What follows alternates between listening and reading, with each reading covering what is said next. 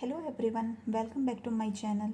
मैं हूं मुक्ता और हमारी आज की जो वीडियो है उसका टॉपिक है बजट से संबंधित कुछ जो क्वेश्चन आंसर है उनको हम सॉल्व करेंगे, जो आपके टीजीटी, पीजीटी, एलटी ग्रेड और यूजीसी नेट वाले एग्ज़ाम में काफ़ी इम्पोर्टेंट होते हैं। तो चलिए शुरू करते हैं। सबसे पहला क्वेश्चन है, बजट किसका लिखित प्रपत्र होता है? नंबर 1, आय का, व्यय का, बचत का, सभी का। तो जो हमारा बजट लिखित प्रपत्र होता है वह आय व बचत तीनों का होता है, सभी का इसमें आएगा। सेकंड है, बजट मुख्यतः कितने प्रकार के होते हैं? बजट जो मुख्यतः होते हैं वो 3 प्रकार के होते हैं, घाटे का बजट, संतुलित बजट और बचत का बजट। नंबर 3 है, सर्वप्रथम पारिवारिक बजट का नियम किसके द्वारा दिया गया था? तो सर्वप्रथम पारिवारिक बजट जो दिया गया था वो एंजल के द्वारा दिया गया था। नंबर 4 है,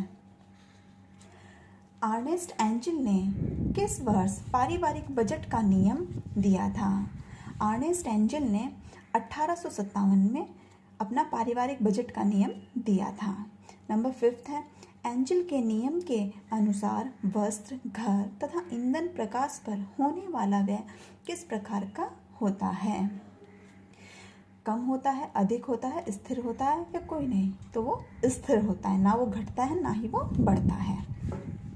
नंबर 6 है, किस वर्ग के लोग भोजन पर अधिक व्यय करते हैं? जो सबसे अधिक व्यय करते हैं भोजन पर वो निर्धन वर्ग के लोग करते हैं, जो मजदूर वर्ग होते हैं। नेक्स्ट हमारा है नंबर 7, एंजल ने सामाजिक व्यवस्था को 3 वर्गों में किस आधार पर विभाजित किया है? नंबर 1, रहन सहन के स्तर पर, आय के आधार पर, जाति के आधार पर, धर्म के आधार पर। तो एंजल ने सामाजिक व्यवस्था को जो विभाजित किया है वो आय के आधार पर किया है। नंबर 8 है, आय के बढ़ने पर भोजन पर आय का प्रतिशत व्यय कितना होता है? कम होता है, अधिक होता है, स्थिर रहता है, उपरोक्त में से कोई नहीं। तो आय के बढ़ने पर भोजन पर आय का जो प्रतिशत व्यय होता है वो कम होता है। आय का जो व्यय होता है वो तो बढ़ता है, लेकिन प्रतिशत मान जो होता है व्यय का वो कम होता है। नंबर 9 है, एंजल के नियम में किस मद को सम्मिलित नहीं किया गया है? आय को, व्यय को, मूल्य को, बचत को। तो एंजल के नियम में जिसे सम्मिलित नहीं किया गया है वो मद है बचत। नेक्स्ट हमारा है, मितव्ययता से क्या तात्पर्य है? नंबर 1, मितव्ययता से तात्पर्य कंजूसी। 2, अपव्यय से बचना, आवश्यकताओं को पूरा न करना या बचत करना। तो मितव्ययता से तात्पर्य यहाँ है अपव्यय से बचना।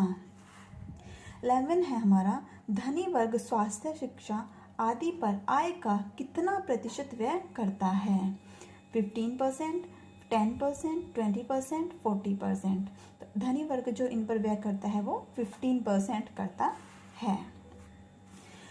क्वेश्चन नंबर 12 है हमारा, बजट किस प्रकार का होना चाहिए? बजट कठोर होना चाहिए, लचीला होना चाहिए, नियंत्रित होना चाहिए या उपरोक्त सभी? तो जो हमारा बजट होना चाहिए वो लचीला होना चाहिए, ताकि हम कभी भी ज़रूरत पड़ने पर उसमें कम ज़्यादा कर सके जो हमारे व्यय हैं। क्वेश्चन नंबर 13, परिवार की अर्थव्यवस्था के सफल संचालन के लिए निम्न में से किसके मूल सिद्धांतों का ज्ञान होना आवश्यक है? गणित का ज्ञान होना आवश्यक है, अर्थशास्त्र के सिद्धांत का ज्ञान होना आवश्यक है, इतिहास के या फिर विज्ञान के। तो जिसके हमें मूल सिद्धांतों का ज्ञान होना आवश्यक है वह है अर्थशास्त्र।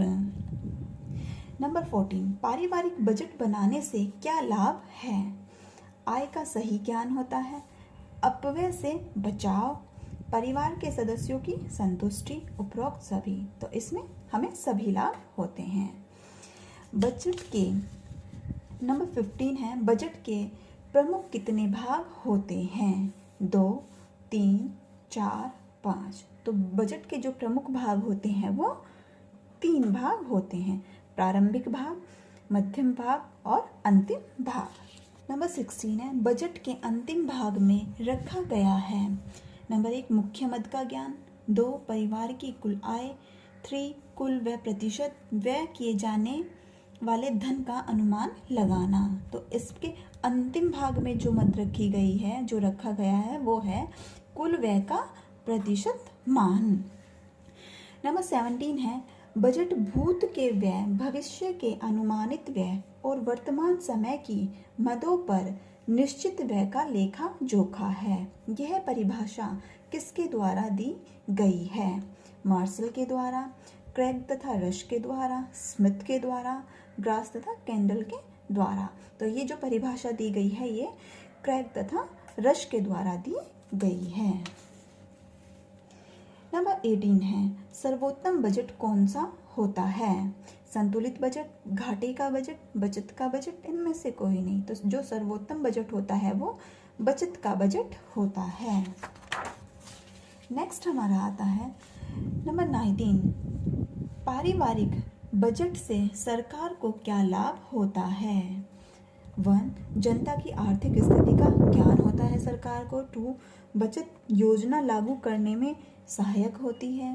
3, कर लगाने में सहायक। उपरोक्त सभी, तो ये सभी प्रकार के लाभ जो होते हैं पारिवारिक बजट से सरकार को होते हैं। तो उपरोक्त सभी आएगा इसमें।